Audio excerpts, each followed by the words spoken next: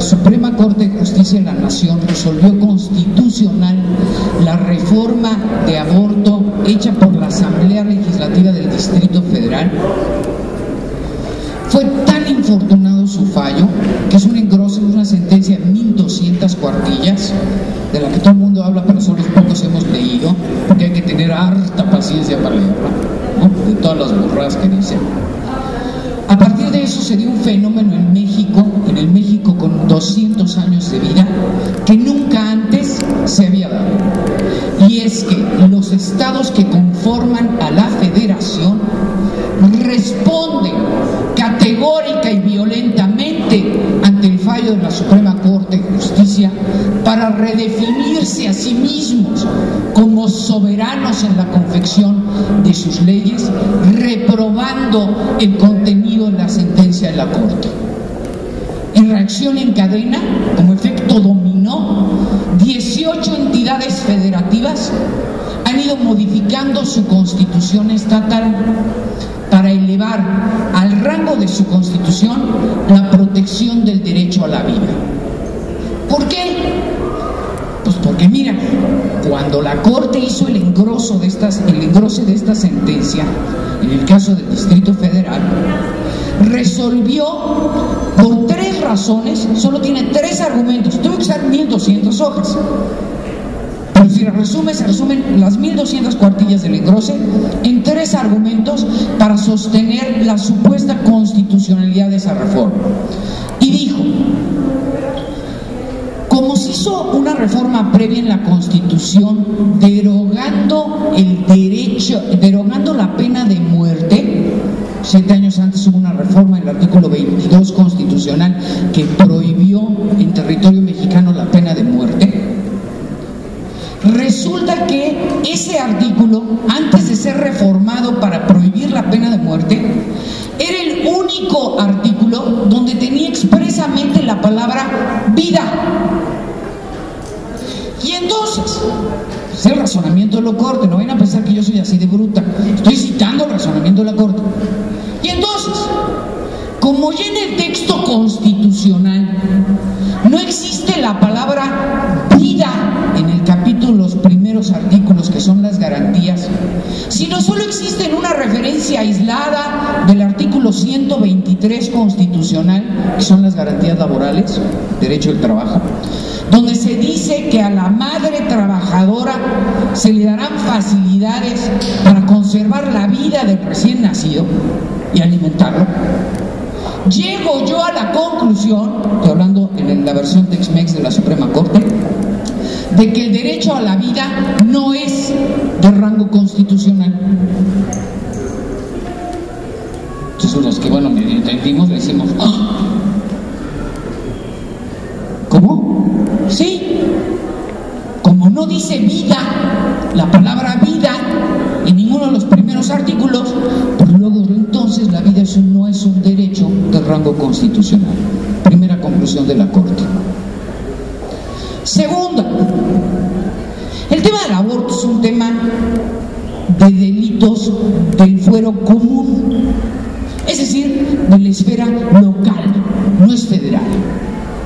Luego entonces cualquier entidad federativa, de las 32 que conforman la Federación Mexicana, está en toda la libertad de reformar sus códigos penales como mejor le plazca, en tanto no contravenga la Constitución. Pero como ya dijimos que la Constitución no protege literalmente la vida, luego entonces cualquier reforma que se haga en delitos del orden común local, pues es facultad de los congresos locales, y en el caso del Distrito Federal, de la Asamblea Legislativa, no es de la Federación.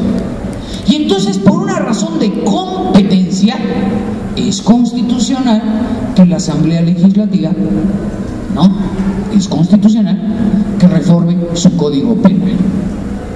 Y tercera, parte de la controversia que fue propuesta por el entonces Procurador General de la República y el entonces presidente de la Comisión Nacional de los Derechos Humanos, como una reforma abiertamente violatoria de los tratados internacionales y de los derechos humanos, porque es el genocidio humano, es una política de genocidio humano.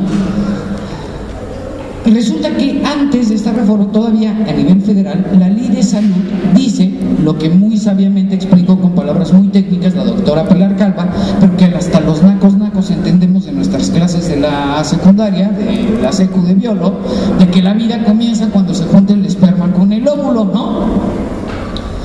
Y entonces, eso es lo que decía la ley general, la federal de salud. Y para hacer la reforma en el Distrito Federal, hicieron una ley de salud local señalando que la vida humana comienza en la semana 12 del embarazo, para justamente despenalizar la práctica del aborto durante las primeras 12 semanas del embarazo. ¿Hasta aquí me voy explicando? Conste, ¿eh? Entonces, el dilema técnico-legal que había en parte de esta discusión constitucional es, oye, ¿puede la Ley General de Salud del Distrito Federal o de cualquier entidad, ¿no? Vale gorro de donde sea, decir algo contrario a lo que dice la Ley General de Salud, la federal, en el ámbito de suprasubordinación de las normas, que es como la ley del gallinero, las gallinas de arriba cagan a las de abajo, ¿no? La Constitución Federal mata a las locales, es hay una pirámide que enseñan, decimos los abogados, de jerarquía normativa. ¿Puede una ley local contrariar lo que dice una ley federal, aunque no sea de rango constitucional, pero sí federal? Y entonces la Corte, para darle la vueltita, ¿no? Diría Cantinflas, de canto, para irse, ¿no? Para librar con al menos poquito decoro o simulación del decoro la burrada que estaban solventando, digo que sí, que porque la salud era un tema no federal, sino local, como el caso de los delitos. Esas tres razones son las que sirvieron para cimentar la resolución emitida por el Pleno de la Suprema Corte en el caso presentado con motivo de la reforma en el Distrito Federal. Y esas son las razones que indignan o que agravian a la mayoría de mexicanos que decidieron, en el ámbito de su soberanía estatal, reformar sus constituciones. Porque decidieron en los hechos los estados de la federación, la mayoría de ellos hasta hoy, decirle a la Corte, no te pases. Primero, el primer argumento que me dices es una estupidez. Porque si hubo una reforma constitucional para prohibir la pena de muerte, lo que tú me estás diciendo es una insensatez extrema. ¿Por qué? Pues por la simple y sencilla razón de que si el Estado no te puede privar de la vida, si ni el Estado te puede privar de la vida, pues con mayor razón nadie más. Esa reforma tuvo por objeto apreciar la vida en el rango constitucional, no depreciarla.